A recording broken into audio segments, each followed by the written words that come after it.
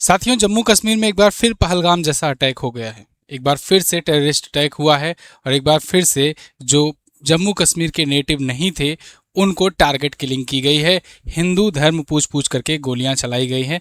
अब तक 2 लोगों की मौत हो चुकी है। सवाल ये है कि ये सिलसिला कब तक चलेगा और कब तक इसका कोई मतलब परमानेंट सॉल्यूशन कब निकलेगा। एक बार फिर से यहाँ पर पूरा देश आक्रोशित है, पूरा देश बिल्कुल गुस्से में है और जांच एजेंसियां हालांकि लगी हुई हैं, चेकिंग वगैरह की जा रही है जगह जगह पर। लेकिन आप द हिंदू का आर्टिकल देखिए, आज का है ये। कुलग्राम टेरर अटैक है, इस बार ये कुलग्राम में हुआ है। पिछली बार पहलगाम में हुआ था, इस बार कुलग्राम में हुआ है। देखिए, जम्मू कश्मीर को अगर आप देखोगे तो आज के टाइम पर जम्मू कश्मीर इतने में है, जो येलो कलर का आपको दिख रहा है, और लद्दाख इतने में है क्योंकि 2019 में हम लोगों ने इसे 2 यूनियन टेरिटरी में बांटा था। तब से इस हिस्से को लद्दाख को दे दिया गया है। हालांकि अभी ये हिस्सा जो है पीओके है, पाक ऑक्युपाइड कश्मीर है, अभी भारत के पास नहीं है, लेकिन ये भारत का हिस्सा है और इधर अक्साई चीन भी। तो इतने में जम्मू कश्मीर है और इस जम्मू कश्मीर में अगर आप देखोगे तो यहाँ पर पड़ेगा कुलग्राम। यहाँ की राजधानी की मैं बात करूँ तो राजधानी आपको श्रीनगर यहाँ पर दिख जाएगी और श्रीनगर से ही यहाँ अनंतनाग जिला पड़ता है, काफ़ी बड़ा जिला है। इसी अनंतनाग में पहलगाम पड़ता था। उसी पहलगाम में अटैक हुआ था पिछली बार वाला, जब उसके जवाब में भारतीय सेना ने ऑपरेशन सिंदूर किया था। बगल में ही आपको कुलग्राम दिखेगा और यहाँ कुलग्राम में, जो कि शोपिया डिस्ट्रिक्ट के नीचे है, यहाँ पर इस बार का अटैक हुआ है। जम्मू कश्मीर के वर्तमान में जो लेफ्टिनेंट गवर्नर हैं मनोज सिन्हा जी, इन्होंने कहा है कुलग्राम में सर्च ऑपरेशन चल रहा है, सुरक्षा बलों और डीजीपी से बात कर आतंकवादियों का खात्मा करने का निर्देश दे दिया गया है। ये तो इनके स्तर तक बात रही, लेकिन बात वही है कि जब एक बार फिर से हिंदू धर्म पूछ करके टारगेट किलिंग की गई है तो ऑब्वियस सी बात है कि इसके बाद भारत सरकार का बड़ा एक्शन होना चाहिए, लाजमी है भारतीय सेना का।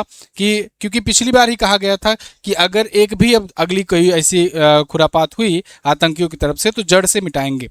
जब जानते हो जड़ कहाँ है तो फिर भाई अब बारी आ गई है मिटाने की, है ना। जब जानते हो कि वहीं पीओके से ही, वहीं पर पीओके में ही सभी आतंकी संगठन घुसे पड़े हुए हैं, वहीं पर बैठे हुए हैं, सभी जितने आतंकी आका हैं, सारे टेररिस्ट कैंप वहीं पर हैं। तो बात आती है कि क्या भारत सरकार इसको लेकर के कोई एक्शन लेगी या फिर ऐसे ही सर्च ऑपरेशन कर करके ढूंढ ढाड़ करके अगर मिल गया तो फिर वहीं पर मार दिया जाएगा, या मतलब एक ही दो उन्हीं आतंकियों को मारने का प्रयास किया जाएगा। लेकिन वही बात है, जब तक जड़ से नहीं खत्म करोगे तब तक कुछ होने वाला नहीं है।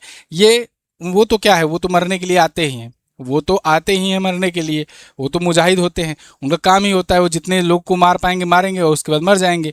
तो उनको मारने से कोई फ़ायदा नहीं मिलेगा। अगर उनको मारोगे तो कोई मतलब नहीं, जब तक पूरे के पूरे जड़ को नहीं खत्म करोगे, क्योंकि वो ऐसे लोग ऐसे भेजते रहेंगे, एक एक दो दो चार चार ये भेजते रहेंगे।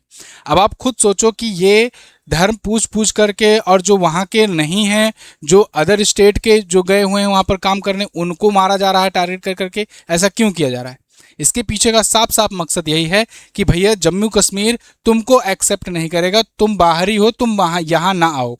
तुम्हारे जैसे ऐसे और भी लोग जो हैं उसी खौफ में यहाँ पर ना आए जम्मू कश्मीर में, और जम्मू कश्मीर को फिर से वैसे 90 के दशक वाला वैसे आतंकवादियों का गढ़ बना दिया जाए। यही उन लोग की मंशा है। लेकिन बात यही आती है कि भाई अब तो 370 भी नहीं है, तब तो कुछ मजबूरियां थी, संवैधानिक मजबूरियां भी थी, अब वो सब भी हट गई हैं। तो अब क्यों नहीं एक्शन, अब क्यों नहीं? देखो वही बात है, यहाँ पर ऐसा नहीं है कि जांच एजेंसियों को यहाँ दोष दिया जा रहा है या किसी को दोष दिया जा रहा है। कारण ये है कि जांच एजेंसियां, सुरक्षा एजेंसियां जो हैं, इनको हर बार सक्सेस होना होता है, हर बार सफल होना होता है, और जो टेररिस्ट होते हैं उनको केवल एक बार सफल होना होता है। तो इसीलिए दिक्कत आ जाती है और कभी कभी ऐसे चीज़ें होती हैं। और देखो उन लोगों ने ना थोड़ा सा पैटर्न अपना बदला है। पहले क्या होता था, पहले बॉर्डर एरिया के जो डिस्ट्रिक्ट्स होते थे वहाँ पर अटैक होते थे, तो पहले वहाँ पर अटैक होते, लेकिन इस बार अब देखो, अब इन लोगों ने पैटर्न क्या किया है कि जम्मू कश्मीर के बीच में पहलगाम हुआ, अनंतनाग हुआ, कुलग्राम हुआ, श्रीनगर के आसपास हुआ, यहाँ पर ये लोग अटैक करने का प्रयास करते हैं, जिससे लोगों में खौफ बने कि भाई ये तो सेफ एरिया था, यहाँ पर कैसे अटैक होने लगे। बॉर्डर एरिया में, बॉर्डर डिस्ट्रिक्ट में अटैक होने चाहिए, यहाँ पर बीच में कैसे हो रहे हैं। लेकिन उन लोग का यही मकसद है कि भाई पूरा कश्मीर सेफ नहीं है, अगर ऐसा आते हो तो, ऐसा उन लोग का मानना होता है। तो देखिए यहाँ पर क्या हुआ है, कुलग्राम में शुक्रवार को पहलगाम जैसा हमला हुआ। आतंकवादियों ने ईंट भट्टे पर काम कर रहे प्रवासी मजदूरों से नाम पूछे, ग्रुप्स बनवाए, पहले नाम पूछे, फिर उन केवल 2 ही लोग, वहाँ केवल 2 ही हिंदू मौजूद थे, और उन दोनों हिंदू मजदूरों को निकाला गया वहाँ से ग्रुप में से, और फिर उनको गोली मार दी गई। एक तुरंत ही डेथ हो गई एक की, और दूसरा जो है वो अस्पताल में अपना दम तोड़ा। तो देखिए 24 साल के दीपक रात्रे थे और भूपेंद्र थे 28 साल के। ये दोनों छत्तीसगढ़ के बताए जा रहे हैं। तो देखिए बात ये नहीं है कि 2 लोग की मौत हुई, देश भर में रोजाना बहुतों की मौत होती है। बात ये होती है जो टेररिस्ट के थ्रू ऐसा चीज हुआ।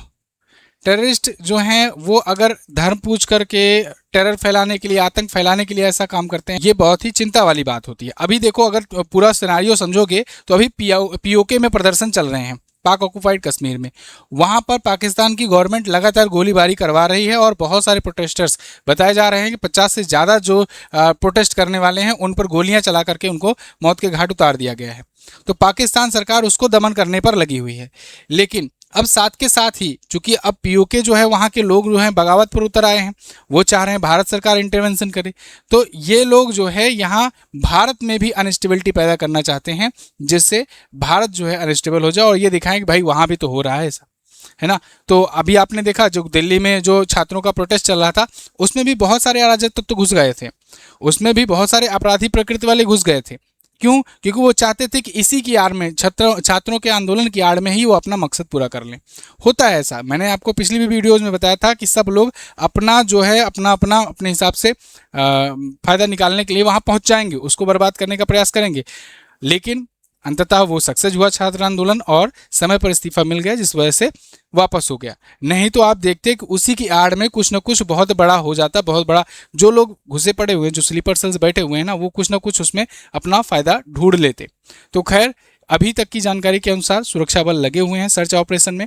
अभी बताया जा रहा है कि एक व्यक्ति की पहचान हुई है मोहम्मद लतीफ़ के नाम पर, और ये कहा जा रहा है कि पिछले साल लश्कर तैयबा को ज्वाइन किया था, जो उसका द रेजिस्टेंट फ्रंट है टीआरएफ, उसमें शामिल हुआ था। टीआरएफ ने ही हमला किया था पहलगाम वाला, ठीक है, जो कि लश्कर तैयबा का ही एक सब यूनिट है जम्मू कश्मीर के लिए।